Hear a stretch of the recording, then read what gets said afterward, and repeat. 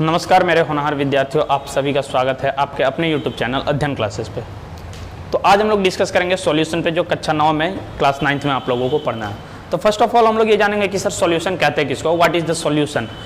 When one or more substance dissolve into another substance then it is said to be a solution. जब कोई एक substance, एक या एक से ज्यादा सबस्टेंस किसी दूसरे सबस्टेंस में क्या हो, डिसॉल्व हो जाए, मिक्स हो जाए, उसको हम लोग कहेंगे कि वो सॉल्यूशन है।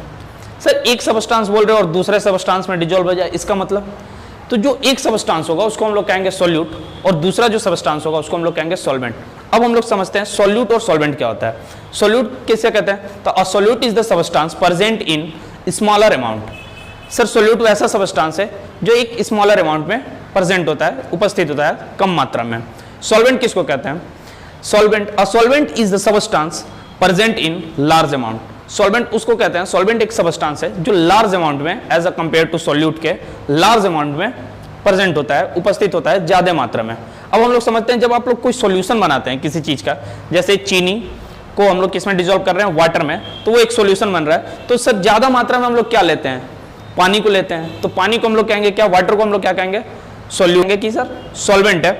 और सॉल्यूट जो है चीनी है जो कम मात्रा में लिए हैं, उसको हम लोग कहेंगे क्या कि वो सर चीनी क्या है, सॉल्यूट है। तो अब बात यहां तक समझ में आ गई। जैसे अब एग्जांपल लेते हैं, हम ले लेते हैं सॉल्यूट के फॉर्म में क्या, शुगर, चीनी को, और सॉल्वेंट के फॉर्म में ले लेते हैं वाटर को। जब इसको हम लोग मिक्स करेंगे तो हमारा क्या बनेगा, एक सिरप बनेगा, शुगर सिरप बनेगा, जिसको हम लोग कहेंगे ये क्या है, सॉल्यूशन है। ठीक है, इतना बात आ गई समझ में। अब एक टॉपिक हम लोग जानते हैं जो बहुत इंटरेस्टिंग है कि सर सॉल्वेंट तो समझ में आ रहा है कि ज्यादा मात्रा में होगा, लेकिन अक्सर जो चीज को हम लोग डिसॉल्व करते हैं किसमें करते हैं, वाटर में। इसीलिए वाटर को हम लोग क्या कहते हैं, water is a universal solvent.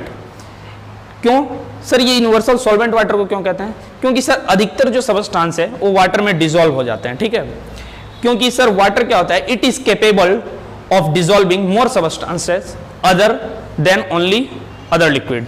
कहने का मतलब कि सर वाटर क्या है कि अधिकतर सबस्टेंस को क्या करता है, डिसॉल्व कर लेता है as compare to other liquid में। अदर लिक्विड के कंपेयर में water most of the substances को डिसॉल्व कर लेता है, इसीलिए हम लोग वाटर को कहते हैं ये यूनिवर्सल सॉल्वेंट है।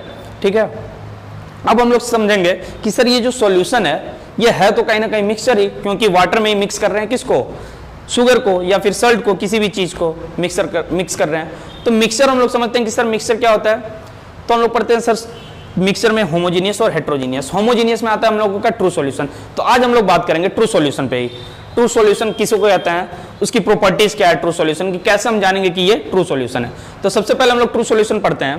ट्रू सॉल्यूशन का जो डिफिनेशन होता है, a true solution is homogeneous mixture of two और मोर सबस्टेंसेस।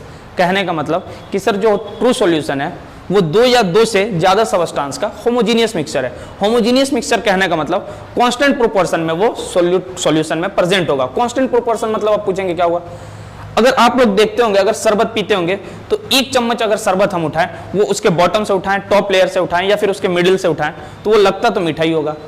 क्यों, क्योंकि सर उसका जो प्रोपोर्शन है, शुगर का जो प्रोपोर्शन है वो कॉन्स्टेंटली पूरे सॉल्यूशन में मिला हुआ है। अगर वो पूरे सॉल्यूशन में कॉन्स्टेंटली नहीं डिसॉल्व होता तो पता चलता है कि हम लोग बॉटम से उठा रहे हैं तो मीठा लग रहा है, और ऊपर से एक चम्मच उठाएं तो उसका कोई टेस्ट नहीं आया, जस्ट लाइक वाटर का टेस्ट आ रहा है। लेकिन ऐसा तो होता नहीं है, इसीलिए हम लोग कहते हैं कि सर कांस्टेंट प्रोपोर्शन में मिला होता है ट्रू सॉल्यूशन में कौन, सॉल्यूट। अब हम लोग समझते हैं कि ट्रू सॉल्यूशन तो समझ गए, सर इसका कुछ ना कुछ गुण होता होगा, तब तो उसको हम लोग पहचानेंगे कि ये ट्रू सॉल्यूशन है। तो ट्रू सॉल्यूशन का प्रॉपर्टी में हम लोग पहला प्रॉपर्टी देखते हैं। True solution is consist of homogeneous substances या होमोजीनियस मिक्सचर। ट्रू सॉल्यूशन जो है होमोजीनियस मिक्सचर होता है। होमोजीनियस कहने का मतलब आपको अभी बताएं, कांस्टेंट प्रोपोर्शन में सॉल्यूट उसका क्या होगा, हर डायरेक्शन में, हर लेयर पे मिला हुआ होगा, डिसॉल्व हुआ होगा। दूसरा हम लोग अगर देखें इसकी प्रॉपर्टी, तो दूसरा प्रॉपर्टी पढ़ते हैं, अ true solution is consist in single phase. कहने का मतलब जो ट्रू सॉल्यूशन है वो हमेशा सिंगल फेज में होगा। सिंगल फेज कहने का मतलब या तो लिक्विड में, या तो गैस में, या तो फिर सॉलिड में। जैसे अगर एग्जांपल की बात करें तो लिक्विड में हम लोग देखते हैं कि अगर अल्कोहल को हम लोग वाटर में डिसॉल्व कर दें तो वो पूरा क्या सर यूनिफॉर्मली डिसॉल्व हो जाता है। ठीक है, कांस्टेंट प्रोपोर्शन होता है पूरे सॉल्यूशन में। अगर बात करें सॉलिड की, तो जैसे हम लोग पढ़ते हैं कि ब्रोंज मिक्सचर होता है किसका, कॉपर और टिन का, लेकिन वो सर रहता है किस फॉर्म में, सॉलिड के फॉर्म में। उसी तरह गैस, अगर कार्बन और ऑक्सीजन को मिला दिया जाए एक प्रोपोर्शन में, कांस्टेंट प्रोपोर्शन में, तो वो क्या बनता है सर, कार्बन डाइऑक्साइड बनता है। कहने का मतलब ये हुआ कि जो ट्रू सॉल्यूशन है सिंगल फेज में होगा, या तो सॉलिड में होगा, या तो लिक्विड में होगा, या तो फिर गैस में होगा। अगर इसकी तीसरी प्रॉपर्टी की हम लोग बात करें तो कहता यह है कि particle in true solution are not visible from naked eye. जो ट्रू सॉल्यूशन में जो पार्टिकल होंगे, जो सॉल्यूट होंगे, उसमें घुले हुए होंगे, उनको हम नेक्ड आई से नहीं देख सकते, नंगी आंखों से नहीं देख सकते। क्यों नहीं देख सकते sir? Because the size of particle of solute in solution is less than 10 to the power 9 - 9 metre. क्योंकि सर जो सोल्यूट का पार्टिकल है जो घुला हुआ है पूरे सॉल्यूशन में, उसका जो साइज होता है वो 10 to the power -9 मीटर से कम होता है। या तो फिर हम लोग कह सकते हैं कि 1 नैनोमीटर से कम होता है, क्योंकि 1 नैनोमीटर में ही होता है 10 to the power -9 मीटर। तो जो सोल्यूट पार्टिकल है उसका साइज जो होता है 10 to the power -9 मीटर होता है, या फिर 1 नैनोमीटर से कम होता है। ठीक है, अब जब वो 1 नैनोमीटर से भी कम हुआ तो उसको हम लोग नेक्ड आई से नहीं देख सकते हैं, वो हमारा माइक्रोस्कोपिक भी हो जाता है, उसको हम लोग माइक्रोस्कोप से देख सकते हैं। तो ये तीसरा उसका गुण हुआ, प्रॉपर्टीज हुआ।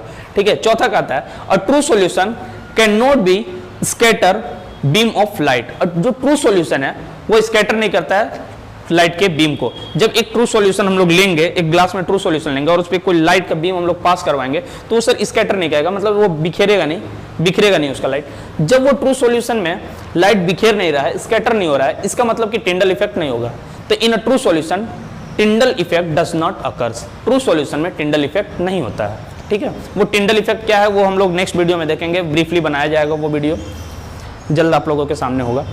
और अगर पांचवा प्रॉपर्टी जो है, पांचवा उसका गुण क्या है ट्रू सॉल्यूशन का, the component of true solution can not be separated by using simple mechanical technique और हैंड पिक के थ्रू, या सिंपल मैकेनिक टेक्निक जो है उसके थ्रू, या तो फिर फिल्टर पेपर के थ्रू हम लोग ट्रू सॉल्यूशन को सेपरेट नहीं कर सकते हैं। अब आप खुद सोचिए कि अगर हम लोग सिरप बनाए हैं, शुगर का सिरप, तो क्या उसको फिल्टर पेपर पे डालेंगे तो चीनी अलग होगा, शुगर अलग होगा? नहीं होगा।